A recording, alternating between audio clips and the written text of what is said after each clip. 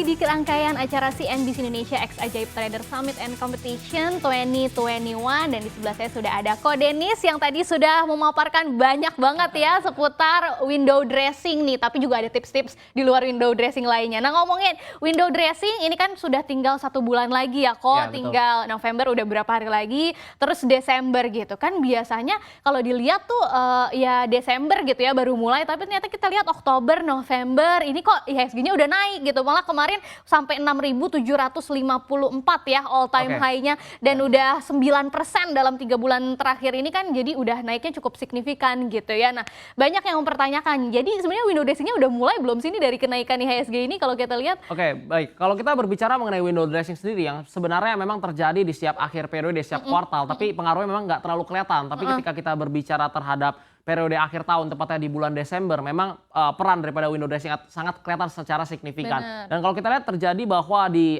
mulai Oktober dan di awal November terjadi rally di indeks harga saham gabungan kita. Mengapa itu apakah ini sudah mulai nih window dressing-nya? Apakah ini sudah mulai dan kita sudah terlambat? Jawabannya adalah seperti kita lihat dulu ke market yang sudah lebih mature atau dewasa. Kita bisa lihat ke market daripada Amerika sendiri, di mana Nasdaq dan Dow Jones sudah mengalami rally ketika Indonesia belum, IHSG belum. Jadi terjadi sedikit lagging, sehingga wajar saja ketika di bulan akhir Oktober dan awal November ini IHSG mengalami penguatan. Oh, jadi sebetulnya itu lagging aja ya, karena sebelum-sebelumnya nih secara global udah naik duluan gitu, Indonesia belum. Nah, kalau kita lihat aliran dana asingnya juga kan waktu itu pas IHSG Oktober November kencang banget gitu ya, net inflow-nya, net buy-nya tuh cukup besar gitu, setiap harinya bisa sampai berapa miliar gitu kan. Nah, sekarang udah mulai kelihatan agak melempem nih tadi. Artinya apakah memang window dressing-nya nih masih belum dimulai, dan biasanya kalau window dressing mulai itu seberapa besar sih aliran dana asing yang bisa masuk gitu ke tanah air kita?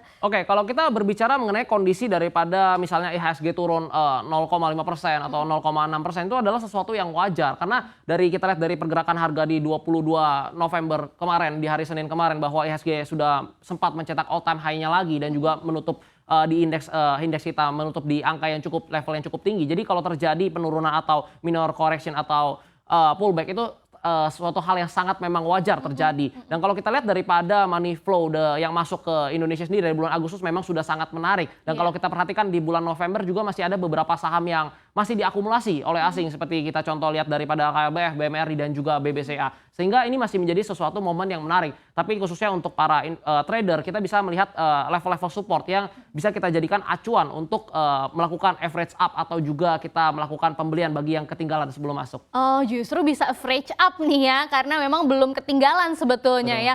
Nah, tadi ada banyak yang mengkhawatirkan gitu, karena IHSG-nya udah naik signifikan sampai 6.700 dalam waktu yang singkat gitu kan, pasti kan akan ada momennya IHSG nih koreksi dulu gitu ya, turun dulu gitu. Nah, takutnya pas momen window dressing yang biasanya bulan Desember kayak tahun lalu aja sampai 4% gitu ya, 6%, di Desembernya nih malah melempem nih. Kalau Denny sendiri ngelihatnya kayak gimana? Tadi juga ada tipsnya kan, ada ceritanya, jangan terlalu pede gitu ya, jangan terlalu pede, jangan sampai ada anomali-anomali sehingga window dressingnya ternyata nggak kejadian nih. Kalau peluang koreksi sendiri di masa window dressing ini kira-kira ada nggak sih? Oke, kalau misalnya kita berbicara suatu kepastian, memang kepastian yang baru adalah ketidakpastian, karena kita nggak tahu masa depan, kita nggak akan tahu apa yang akan terjadi di bulan Desember nanti. Nah, kemungkinan daripada koreksi di market indeks harga saham gabungan kita sendiri selalu akan ada kemungkinan. Tetapi perlu yang kita lihat bahwa historical data yang memang menunjukkan sehingga membuat sikap optimisme daripada trader dan juga investor di Indonesia khususnya. Seperti yang kita lihat dari data 22 tahun yang sudah lewat ya, bahwa hanya ada 1 tahun yaitu di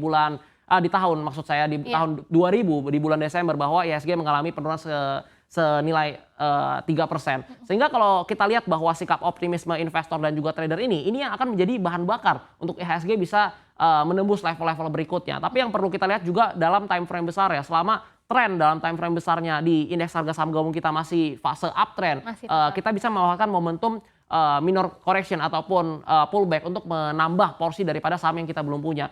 Sehingga kita bisa melihat bahwa ketika IHSG misalnya mengalami penurunan dalam 1 minggu atau 2 minggu, itu hal yang wajar karena di dalam market ketika kita mengecilkan time frame, noise yang terjadi akan semakin banyak. Sehingga makanya banyak sekali analis yang membuat outlook biasanya per 3 bulan atau per semester atau bahkan per tahun. Ya, biar lebih akurat gitu ya. Jadi noise-nya berkurang gitu. Nah, sebelum kita bahas lebih detail lagi nih seputar strateginya, biasanya kita harus lihat sentimen secara global dulu gitu ya, Ko Denis. Ini kan ada momen tapering the Fed gitu kan. Nah, bertepatan juga dengan window dressing gitu. Ada yang takut nih kayaknya taperingnya dampaknya lebih besar nih dibandingkan dengan window dressing. Walaupun memang katanya nggak sebesar 2013 gitu ya. Kira-kira gimana kok? Oke, kalau tapering sendiri kita berbicara mengenai pengurangan pembelian obligasi oleh The Fed ya dan juga printing money. Dan kalau kita berbicara mengenai apakah ini akan berpengaruh terhadap indeks harga saham gabungan kita, menurut saya ini bukan sesuatu pengaruh yang besar. Karena kalau kita melihat bahwa sentimen daripada isu tapering ini sudah ada mulai daripada pertengahan tahun 2021.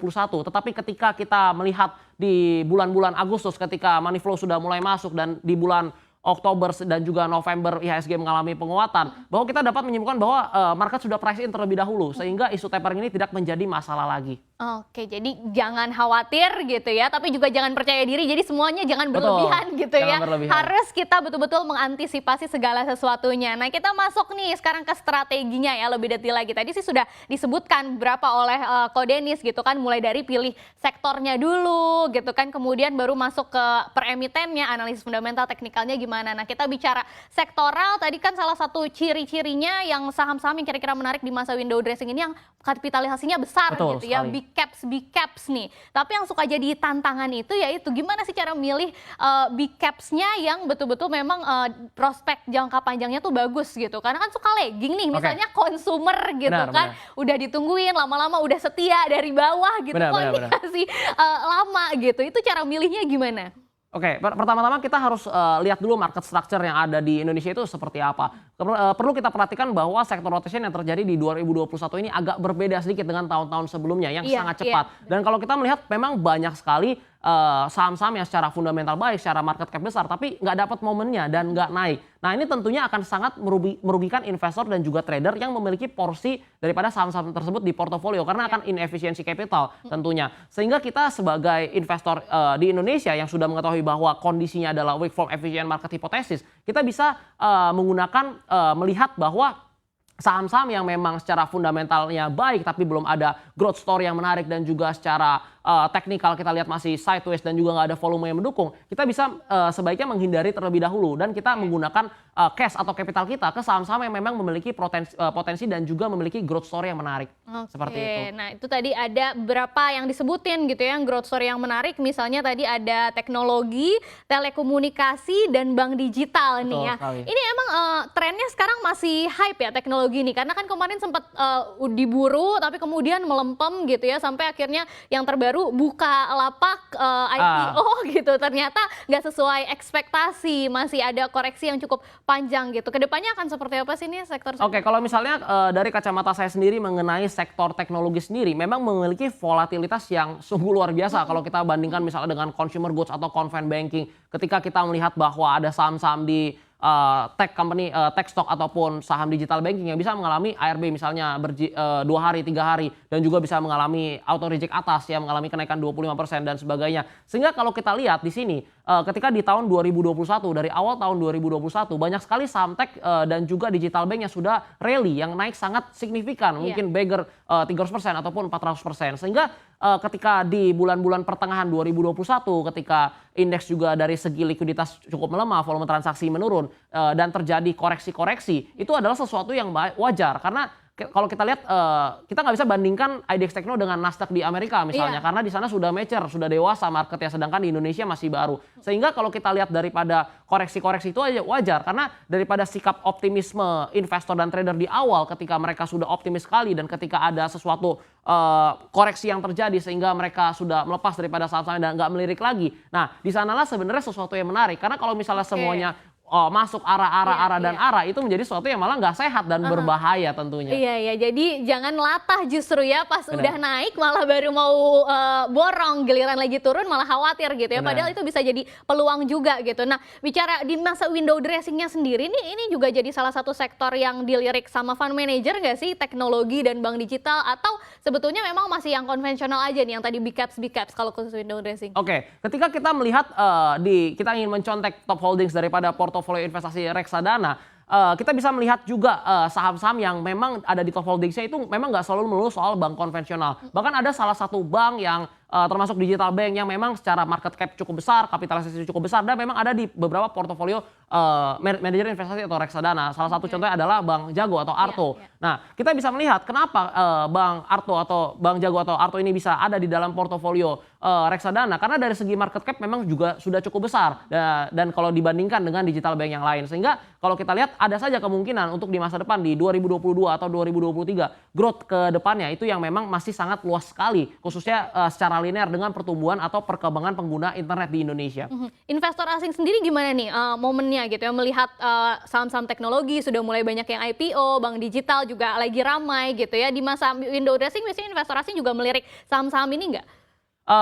Untuk ketika kita berbicara mengenai window dressing sendiri, ketika kita berbicara mengenai asing, ini tentunya akan berbeda setiap periodenya. Karena kalau kita melihat misalnya 5 tahun lalu, mungkin tech stock ataupun digital bank belum hype di Indonesia, sehingga kita nggak melihat bahwa nggak ada money flow yang memang masuk. Iya. Tapi ketika kita berbicara 2021 mungkin ini akan sedikit berbeda. Sehingga kita bisa melihat bahkan juga saham-saham yang sudah masuk MSCI seperti Buka misalnya, itu juga akan menjadi sesuatu yang menarik ke depannya.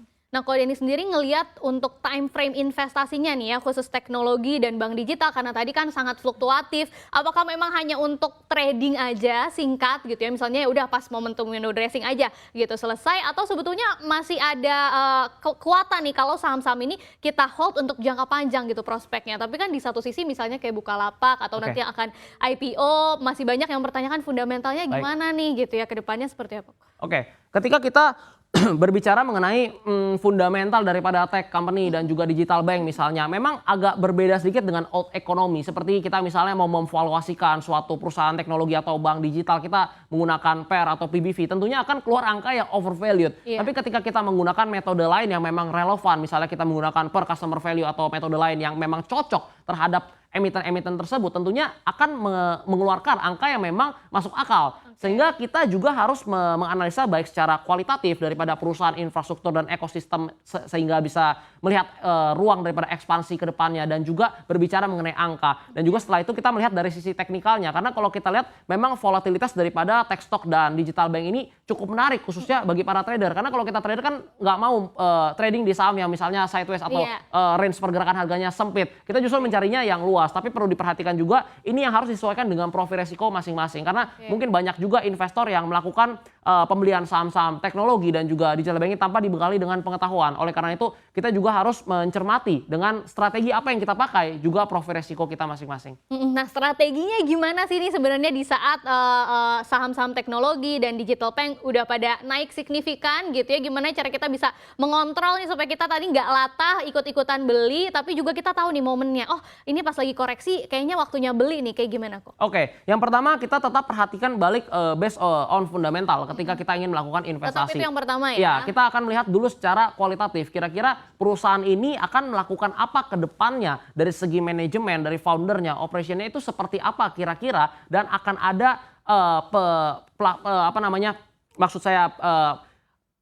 kerjasama dengan perusahaan-perusahaan lain yang memang membangun daripada perusahaan tersebut dan memberikan benefit, kolaborasi yang memberikan benefit kepada perusahaan tersebut. Dan setelah kita mendapatkan sesuatu yang memang menarik itu, baru kita masuk ke angka, kita bedah. Dan memang ada beberapa perusahaan yang secara perusahaan teknologi dan juga digital bank secara laporan keuangan mungkin masih minus. Tapi ini juga yang kita perlu perhatikan, karena memang banyak sekali perusahaan yang mungkin di awalnya memang cost-nya besar ya, dan memang masih minus secara laporan keuangan, tapi mengalami pertumbuhan dalam arti yang mungkin tadi minusnya sekian, lalu dalam tahun ke tahun minusnya semakin membaik, semakin sedikit, sehingga di masa depan laporan keuangan yang tadi minus bisa terselamatkan. Sehingga itu hal yang perlu kita perhatikan. Dan poin nomor 3, kita juga harus lihat secara teknikalnya. Karena tentunya banyak sekali trader-trader yang memanfaatkan momentum dalam jangka pendek dan menengah. Ketika memang tren daripada saham sudah confirm dalam tren time frame jangka panjangnya sudah uptrend ya, dalam fase uptrend, sehingga ini bisa menjadi momen yang tepat untuk kita mengkoleksi saham-saham tersebut. Oke, mungkin kita bahas lebih spesifik lagi nih ya, bisa dibandingkan misalnya salah satu saham teknologi yang hype tadi kan Bukalapak, sekarang udah ada di Rp670 per sahamnya, ini kan udah jauh banget gitu ya dari masa IPO. Sebetulnya ke depannya nih akan seperti apa sih, dan gimana sebetulnya para investor atau trader-trader Bukalapak yang memegangnya mungkin dari masa IPO harus mengantisipasinya nih, apa harus tetap trust in fundamental kalau katanya Bukalapak masih akan bagus prospeknya ke depannya, atau lebih baik istirahat dulu, cut loss dulu mungkin dan masuk di harga bawah? Oke, kalau kita berbicara memang konsepnya ketika kita masuk ke suatu saham menggunakan strategi trading, misalnya swing trading, dan kita melihat bahwa fase daripada tren saham buka misalnya sudah kurang menarik, juga diimbangi dengan volume dan fase udah masuk ke fase sideways yang kurang menarik, kita bisa saja keluar dulu gitu. Jadi nanti kita akan, walaupun kita mengalami kerugian, kita melakukan stop loss, tapi kita akan masuk lagi ketika memang sudah ada reversal trend, misalnya kita udah melihat bahwa ada indikasi akan terjadi uptrend atau bullish, sehingga kita baru masuk. Tapi ketika kita berbicara mengenai kita melakukan investasi, dan kita kepercayaan daripada kacamata investor tuh setiap orang kan pasti berbeda-beda tentunya. Ada yang melihat dari sisi A, ada yang melihat dari sisi B. Ketika memang seorang investor melihat bahwa saham ini, atau misalnya contoh ya, saham Buka merupakan saham yang masih menarik, yang masih layak, tentunya menjelang IPO perusahaan-perusahaan yang cukup besar di sektor teknologi juga di tahun depan, sehingga mau hold atau melakukan average down itu boleh-boleh saja. Nah, ini sesuatu yang agak tricky, mungkin makanya kenapa keputusan investasi kita harus didasarkan dengan analisa kita secara objektif, tidak bisa didasarkan dengan apa kata orang, karena bisa saja si A melakukan trading dan si B melakukan investing, dan kacamata yang berbeda. Dan ada kepentingan di situ. Betul, gitu ya, sekali. kepentingannya beda-beda. Kalau Ko Denny sendiri analisanya terhadap Bukalapak ini seperti apa nih di antara saham-saham teknologi yang lain?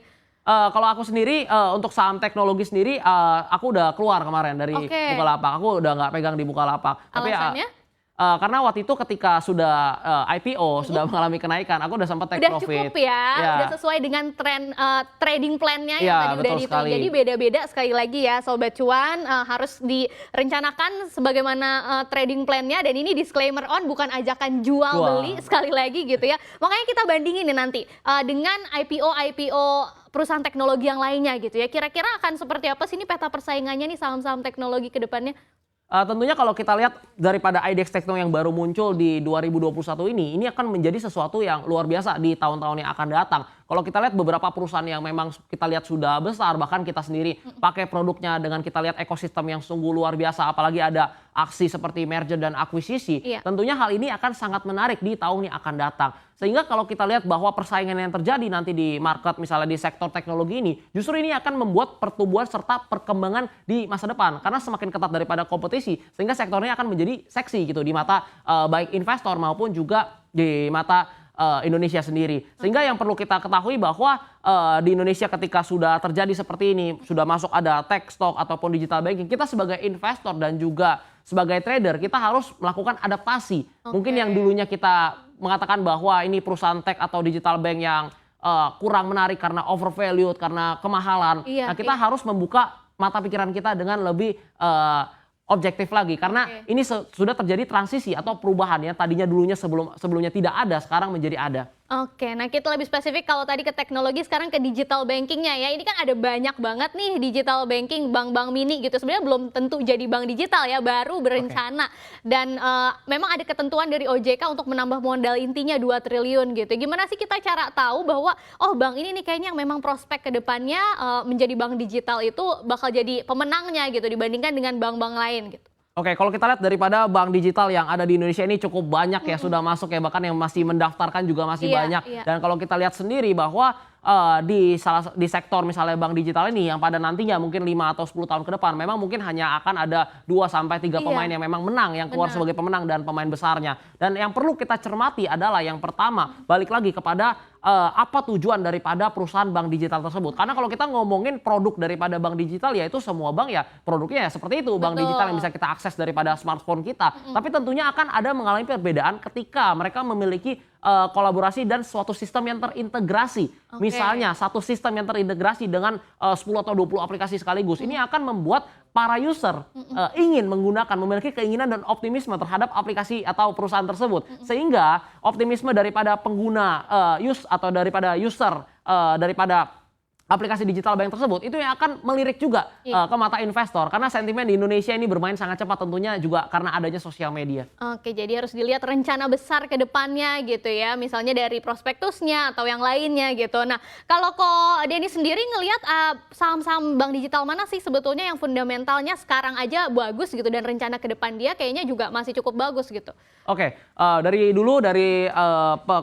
masuk kuartal 2 di 2021 yang saya lirik dan saya sendiri memang melakukan investasi di saham tersebut adalah saham Bank Jago, saham Arto. Oke. Karena memang ada peran daripada Goto sendiri terhadap saham Arto ini sehingga menurut saya nantinya ekosistem dan infrastruktur yang akan terintegrasi dengan Goto tentunya ini yang akan membuat Bank Jago memiliki suatu kemenangan sendiri terhadap bank digital lain. Oke, itu salah satunya aja dan sekali lagi semuanya bergantung kepada profil risiko masing-masing gitu ya dan harus dicermati lagi. Betul gitu. sekali. Masih banyak saham-saham selain Bank Jago yang juga menarik untuk dilirik nih di bank-bank digital dengan syarat tadi beberapa catatannya harus dilihat prospek ke depannya seperti apa rencana besarnya ya. Nah, tadi udah 2 sektor kita bahas dari teknologi bank digital. Satu lagi tadi Ko Denny sempat sebut telekomunikasi gitu. Betul ya. sekali. Ini kan juga semakin marak nih salah satunya kemarin baru IPO lagi, Benar. MTEL, anak usaha BUMN Telkom gitu ya.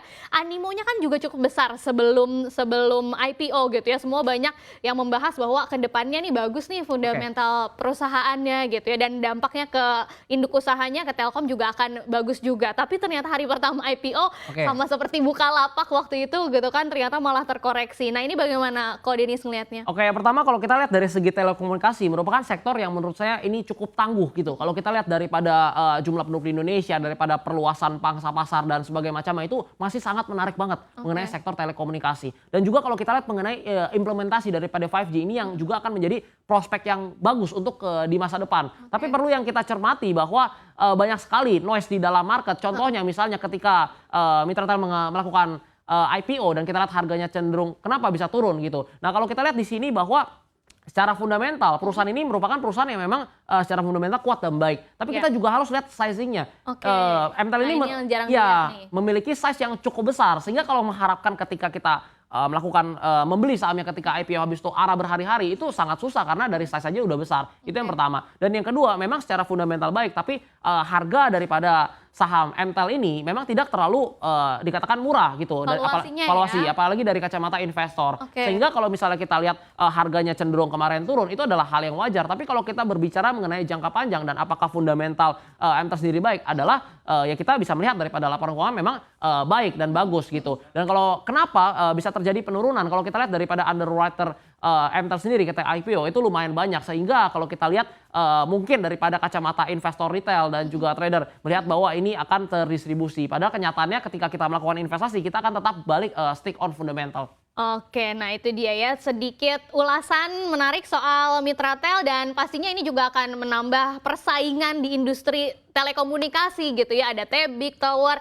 itu harus diperhatikan juga tuh gimana nih analisanya baik fundamental ataupun teknikal. Nah ternyata waktu kita sudah mau habis, ini pertanyaan pamungkas yang sering ditunggu-tunggu juga pastinya oleh Sobat Cuan gitu ya. Money management yang paling sulit gitu kan dalam mengelola portofolio investasi kita. Nah di masa window dressing ini seperti apa sih sebetulnya kita harus mengelola keuangan kita gitu ya supaya kita bisa mengetahui kapan kita harus cut loss, kapan kita harus take profitnya.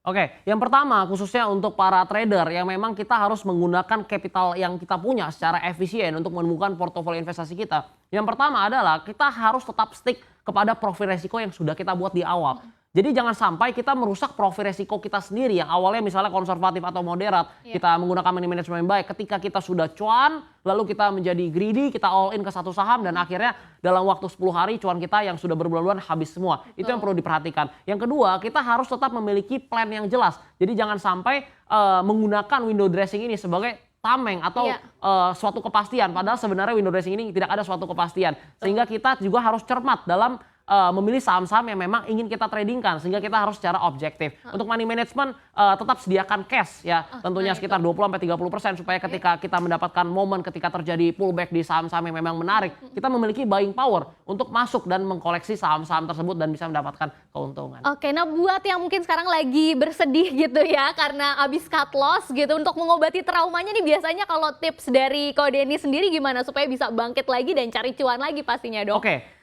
kerugian di dalam market itu adalah suatu hal yang biasa. Kalau kita buka tiap hari itu ada top gainers, ada top loser, ada saham yang ARB, ada saham yang ARA. Jadi kesempatan di dalam market itu akan selalu ada, tapi resikonya pun akan selalu ada. Nah, ketika kalau misalnya kita masih memiliki rasa sakit, rasa sedih dan kita pengen balas dendam terhadap market, lebih baik kita istirahat sejenak.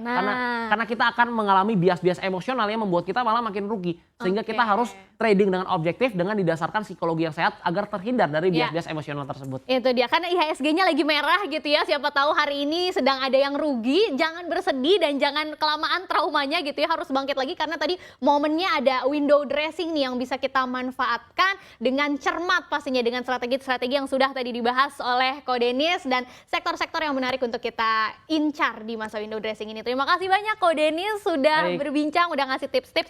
Semoga sukses terus tradingnya dan buat Sobat Cuan juga nular nih cuannya gitu ya.